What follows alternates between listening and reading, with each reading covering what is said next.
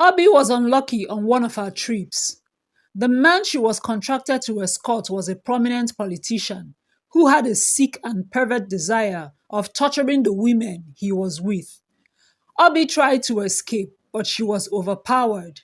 The senator tied her up and beat her badly and had his way with her. When he was done, he called up his doctor and paid handsomely for her treatment. He also paid the manager of the hotel and instructed that Obi be kept in the room till she was strong enough to go home.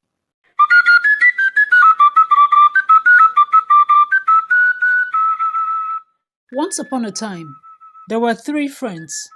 They met on the NYSC camp and became very close. There was Eniola. She was tall, fair, beautiful, and very loud. She came from a rich family. Her father was an army general. Eniola was the last and only daughter out of four children. Her father was very strict, but her mother pampered and spoiled her. She gave her everything she wanted and never stopped to correct her when she was wrong. Because of her father's job, her family moved around a lot. But after her father became general, they settled in the northern part of Nigeria. General Ayorinde was very strict with his children. He hardly allowed them interact with other children. They were not allowed to visit friends, and neither were friends allowed to visit them. They hardly went out except they were going to school. When Iniola entered the university, she became wild. It was as if she had been let out of a cage. She partied, she drank, she smoked, and would often travel out of school for fun. There was Obi. She was from a Christian home. In fact, her father was a pastor. Obi was tall, dark, slim, and beautiful. She was from a middle class family. Her parents were strict Christians and raised their children in the fear of God. They attended church every Sunday, midweek services too. Her parents, Pastor and Mrs. Emeka Ndu, made sure their children participated actively in the house of God and at home. They did their best for their children, but Obi always seemed to struggle with her faith in God. She had her doubts and questions, and she had always been afraid of letting her parents know how she felt about God. She never spoke to her parents or anybody else about her doubts. She just played along, counting on the days she would be free to live on her own and do as she pleased. Her opportunity came when she was admitted into the university to study. She found a life where she could do as she pleased and wouldn't have to answer to anyone. It didn't take her long to ignore God and everything she had been taught. Finally, there was Ini. She was from a not so middle class family. Her father sold foodstuff at the market, while her mother was a secondary school teacher. Her parents taught their children to work hard for whatever they wanted. Ini's mother, Mrs. Udwak, was a disciplinarian. She believed so much in education, so herself and her husband worked extra hard to make sure their children had the privilege to go to school. They struggled a lot financially, but their children's education was something they could not compromise. Ini was the first daughter and child of her parents. She was older than her immediate sibling by 5 years, and her parents made sure she had everything she needed for school. Ini was a good girl, but she always had a knack for keeping friends who would steer her in the opposite direction. She had a poor sense of judgment and always seemed to be attracted to things and people that influenced her negatively. Eniola, Ini, and Obi were members of the same platoon. When they met, they clicked and became instant friends. Eniola was the loudest and wildest of the trio. She loved to party and always seemed to get an invite to any party. She knew the happening joints, rolled with the big boys, and had connections in high places. Obi loved to party too, but she was a good judge of character and seemed to be the voice of reason among them. Ini was a pushover and was easily influenced by Eniola and Obi. After their camp, with Eniola's influence and some money, The girls were able to work their posting to the same town. They rented a flat and lived together. Eniola and Obi got placement at the ministry, while Ini found placement in a small NGO. Eniola was a very materialistic girl. Her father had cut down her allowance, saying she should find a job and work and afford those things she constantly wanted. Since she wasn't getting as much as she used to from her father, she became an escort and started sleeping with men who offered her lots of money. She introduced Ini and Obi to the game too. So every now and then, they would get calls from their middleman who would connect them to rich men who needed their company. Most of these men were prominent people and politicians in the society. So they were able to make good money from their trips and were able to afford the kind of lifestyle they wanted. With the money Ini was making, she was able to send money home to support her parents. She lied to them, saying that she was placed in a bank. The news made her parents very happy and proud of their daughter. The girls continued in their wayward life, going to work at their place of primary assignment on weekdays and on most weekends, accompanying strange men on trips around the country. Obi was unlucky on one of her trips. The man she was contracted to escort was a prominent politician who had a sick and pervert desire of torturing the women he was with. Obi tried to escape, but she was overpowered. The senator tied her up and beat her badly and had his way with her. When he was done, he called up his doctor and paid handsomely for her treatment. He also paid the manager of the hotel and instructed that Obi be kept in the room till she was strong enough to go home. Back home, Eniola and Ini were worried. They all had trips that weekend, but usually they would return on Sunday so that they can report at their place of primary assignment. They had waited for Obi and she did not return. They had called her line severally, even called their middleman, but he had reassured them that she would return. Apparently, Timmy the middleman had an idea of what had happened to Obi. He was aware of the politician's sick behavior and was well paid. When Eniola and Ini returned from work on Wednesday, they met Obi at home. Her eyes were swollen and she had bruises all over her body. She told them all that happened.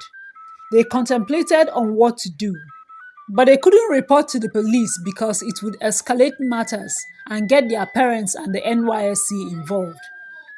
Besides, the senator had warned that if she dared to expose him, he would eliminate her entire family. So, the girls decided to nurse their pain and move on.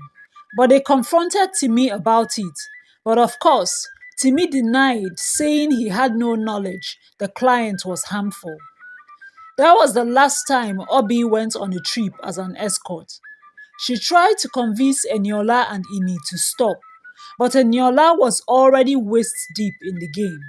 She told Obi not to worry about her, said she could take care of herself. Besides, the money she was making on her trips was able to fund her lifestyle, and she did not see herself quitting until she made enough money to do something else.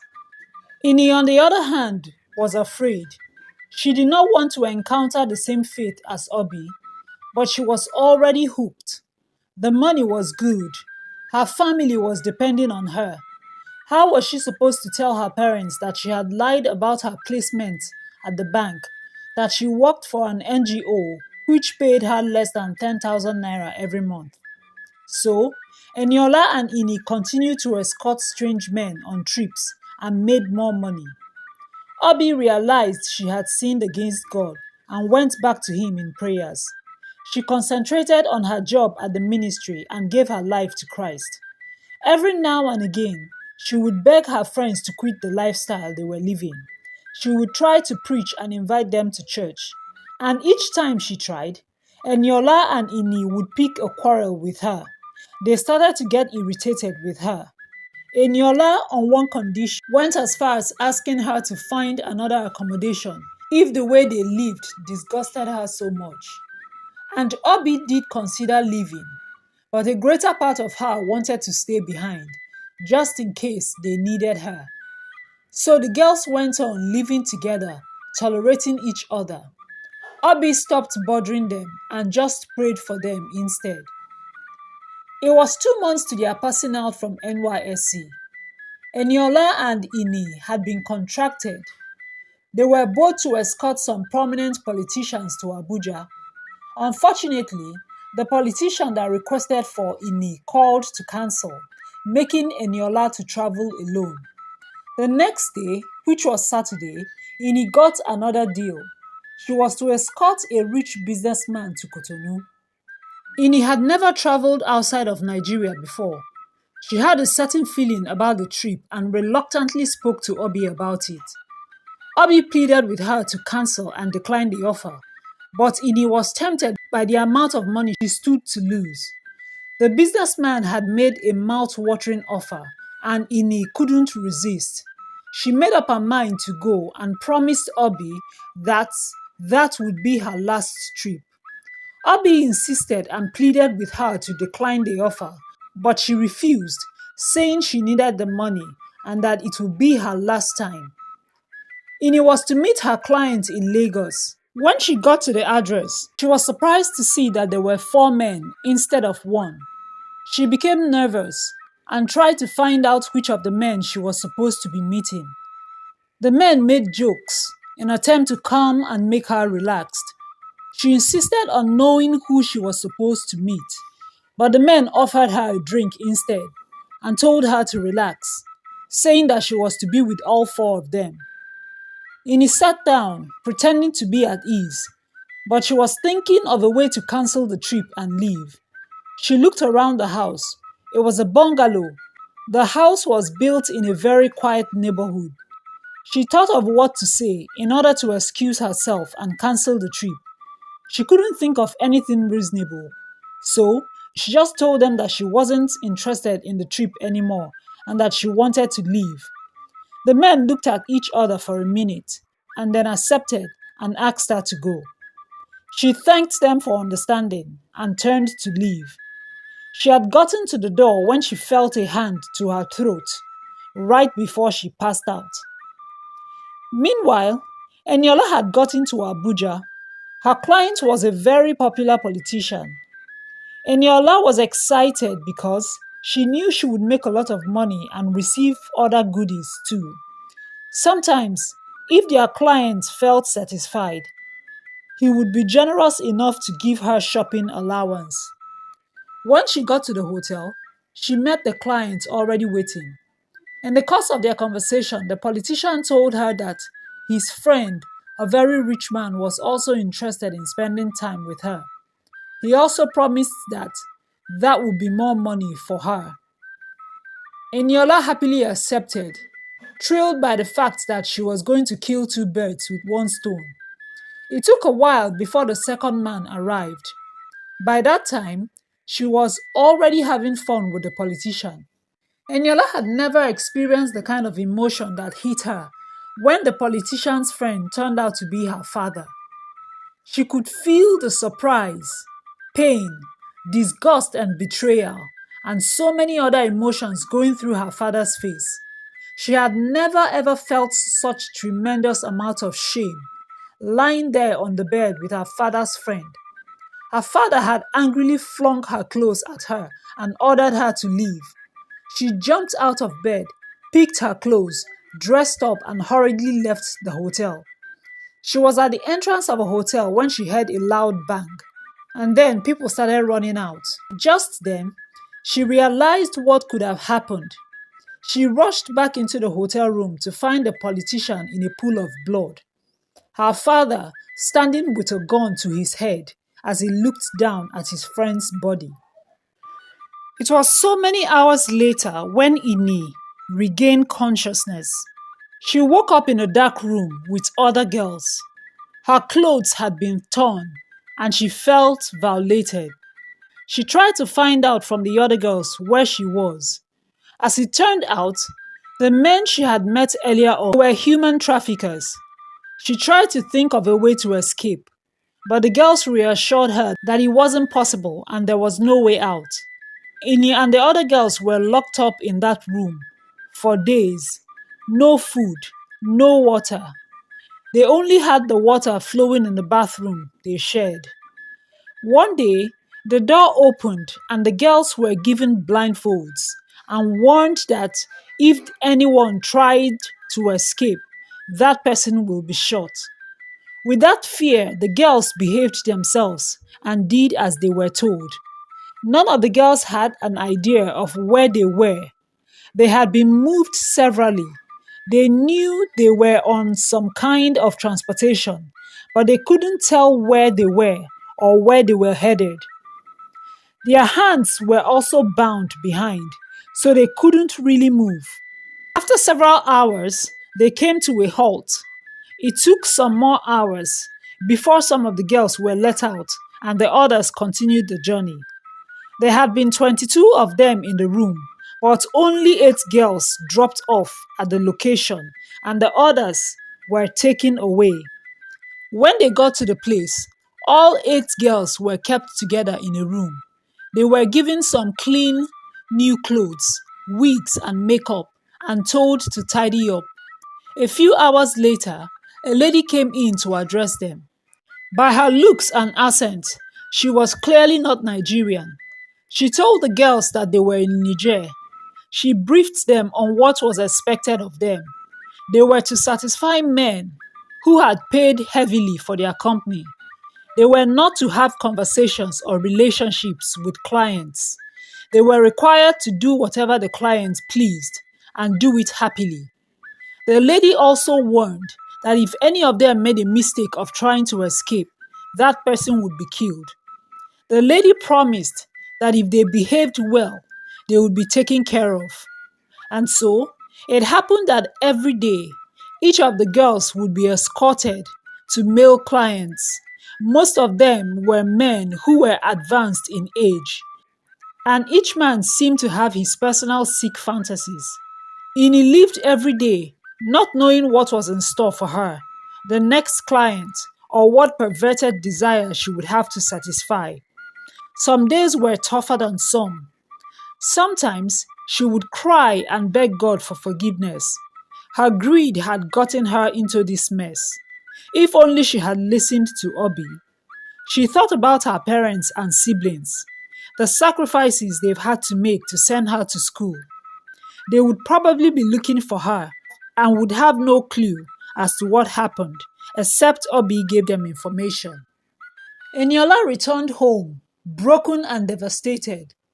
Obi tried to console her.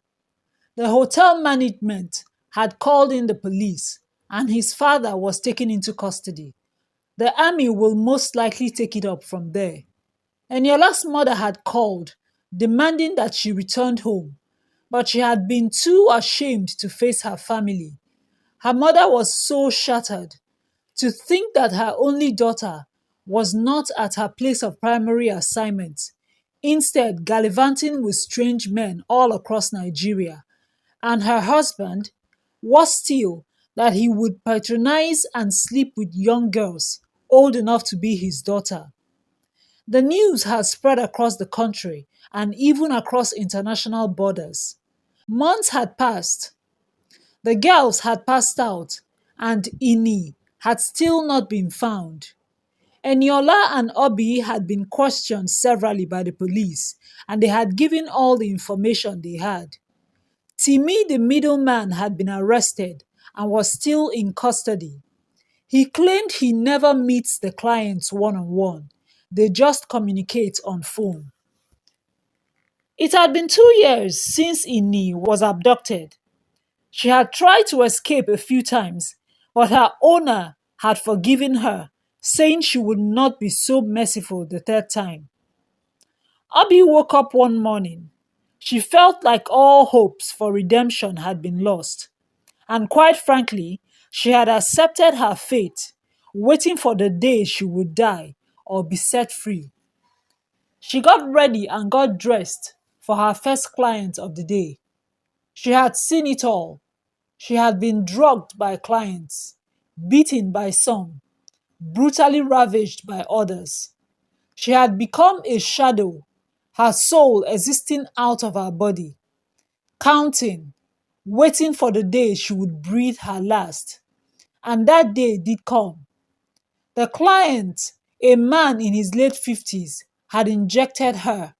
She welcomed the euphoria, and then there was nothing, just the darkness as it enveloped her. 3 years had passed since Ini was last seen. Her family had accepted their fate and moved on. The general had been tried for manslaughter and had been sentenced to life imprisonment. Timi, the middleman, was charged for human trafficking and was sentenced to 10 years imprisonment with hard labor and a fine of 1 million naira. Eniola could not forgive herself. She left the country and never went back to her family. Obi became steadfast in her faith in God. She recognized that God allowed her to experience what she did in order to draw her closer.